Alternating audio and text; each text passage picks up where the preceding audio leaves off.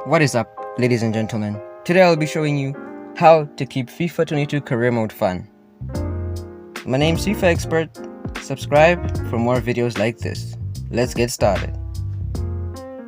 First of all, before we can figure out how to keep FIFA career mode fun, we need to know what fun is.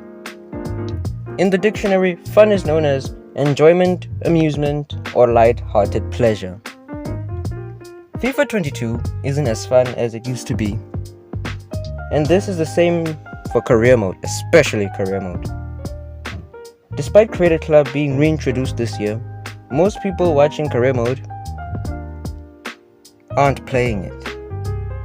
Yeah, you're watching right now. I bet you're not playing career mode, right? Today I'm going to tell you a few ways to keep career mode fun so that you don't have to accept the fact that you wasted $60 on this game. Or maybe you were like me and paid half price, but still, a waste of money if you're not playing it that much. Let's start with the options. Option number 1, the first thing you can do is a rebuild. I'm not talking about the simming rebuild where you just simulate most of the games and only play the Champions League final. I'm talking about a rebuild that you would treat as any normal career mode, say basically a road to glory or some sorts, where you play every single match or even sim a few matches here or there. I already did a video on teams to rebuild, so you should probably check that out. I will link it at the end of the video, somewhere near the end of the video, so yeah, stay tuned for that. If rebuilding isn't really your thing, then how about option 2, the 1 season challenge? Let's be honest here, not many people are going to use teams like PSG, Man City, Liverpool and Bayern Munich, because there is no obvious motivation to use them. They're already one of the best teams in Europe. You wouldn't really be building your own squad. If anything, the only thing you're doing is just going to be someone tagging along for the ride. But with a 1 season challenge, you only have 1 season to make them the best team in Europe. Shouldn't be that difficult, right? You already have the squad. And I'm not talking about winning Champions League only. If you're gonna win a trophy, you have to win the treble. This makes things interesting. Because for example, if you use a team like Man City and you lose in the FA Cup, that's it. Career mode is over. Carabao Cup doesn't count because, well, no one really cares about that trophy anymore. Well, if you do, no offense, but come on. So yeah, this will definitely be challenging. You will definitely be more likely to play the career mode more often because you're being challenged. You will be invested because it's something that challenges you. Still not having fun? Let's move on to option 3. The Generation Challenge. In this challenge, you are only allowed to use players that the game generates for you. So I'm talking Youth Academy players, regens, and players generated when you start a Creator Club. Speaking of Creator Club, it would be best for you to do this challenge with a Creator Club, because in order to do it with a real club, you'd have to sell and release all the players and replace them with Youth Academy players and so on.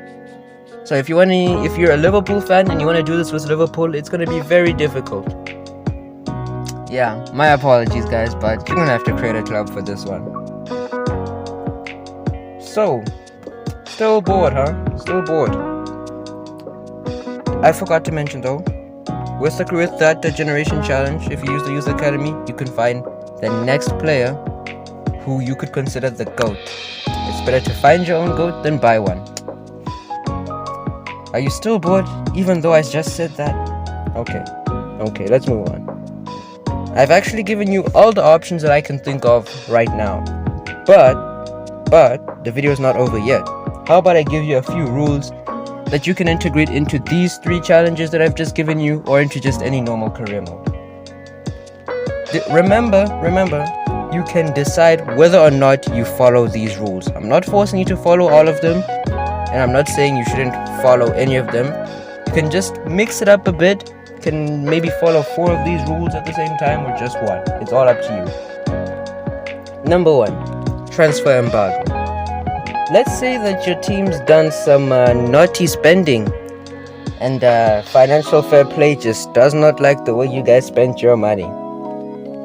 This ban basically says you're not allowed to buy anyone for 1 or 2 seasons. You decide how long you want it to be. I don't suggest 3 because, well, then it would be a bit too much, spending 3 seasons without signing anyone. But you can still use Youth Academy, and you can still sell players, so do with that what you will. Let's move on to rule number 2, the Talisman Challenge. You probably haven't heard of it because I just thought of it myself. Your objective here is to find your next superstar. A player that you're going to build your entire team around, a player who's going to be sticking there from day 1 up until the final day of the career mode. If you're doing a road to glory, this is the player that stays with you from League 2 until the Champions League final. You can either buy this player or you can find them in the Youth Academy. For those who pre-ordered FIFA 22, thank goodness for you guys, you got the homegrown talent to deal with. But don't lose this player, however, because if you lose this player, the career mode is over. So yeah, make sure you don't put any release clauses on him, and make sure you don't make him upset, huh? Let's move on to rule number 3, the football genius. If you have a lot of knowledge about football in real life, then this challenge is for you. No scouts, no Youth Academy, just your brain. You can only use the search player feature to sign players. Nothing else. You can, however, scout players whose overalls you don't know, but you can't use the Global Transfer Network or the Youth Academy. All I'm saying is, guys, if you're going to be doing some road to glories, good luck. Number 4, Tactical Mastermind. In this rule, you must create your own formation and play style. What do I mean by that? Well, basically, you can take a formation in FIFA, let's say the 4-3-3. Instead of having 2 wingers and a striker, you can actually have a right striker, a striker, and a left winger. Stuff like that.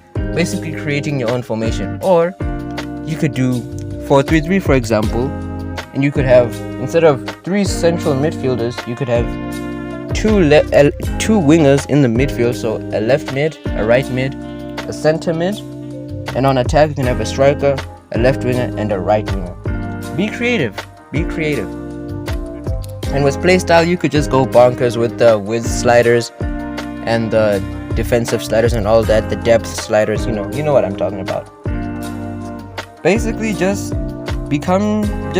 make a trademark of your own stats, make your own tactics. I bet it would impress your friends. However, don't do it on kickoff, unless you're 100% sure it can beat your friend. Rule number 5, the profit motive. What do you think happens when you play career mode but you never sell your best players? Well, you get a full 90 rated squad, but the problem with a squad that has only 90 rated players is, in game it gets a bit too easy, and especially in the Sims. And what happens when the game gets too easy? You get bored and you stop playing that career mode, and it goes down into the shelf. Maybe not down into the shelf, but on the shelf to collect loads of dust. To stop this, you can sell your best player or 3 of your best players every season, depending on how far you want this to go. This way, you will always have gaps in your team every season, giving you all the more reason to sign new players in that position, or to hopefully have that lone player from the Youth Academy that came back from loan finally break into the squad. I just hope you don't get attached to anyone during this challenge, especially in a road to glory. Now we've moved on to the final rule I'm going to give you guys, the regional focus.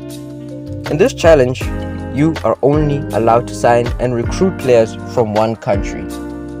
Now, I'm not saying that you have to, if you're doing a Premier League career mode, I'm not saying you only sign players from England. I'm just saying if you're doing, for example, La Liga career mode, you can sign players from any country of your choosing. For example, for me, as a South African, I would start a career mode in England, a road to glory, and I would only try to sign South African players or recruit South African players. Unfortunately, not many players in South Africa do make it professionally outside of Africa, so it's mostly based on Youth Academy. But for cases like this, if your youth academy skills aren't that good, you can add a second country where you can sign players as well. So yeah, it's basically like a regional challenge where you're in Spain and you're only signing Spanish players, except you get the choice on which country you want to sign them from. Hope you enjoyed the video, ladies and gentlemen. Those are all the rules, those are all the challenges I'm going to be giving you. Don't forget to like and subscribe to FIFA Expert so that you can become a wonder kid with potential to be special. Alright guys, have a good one. Peace.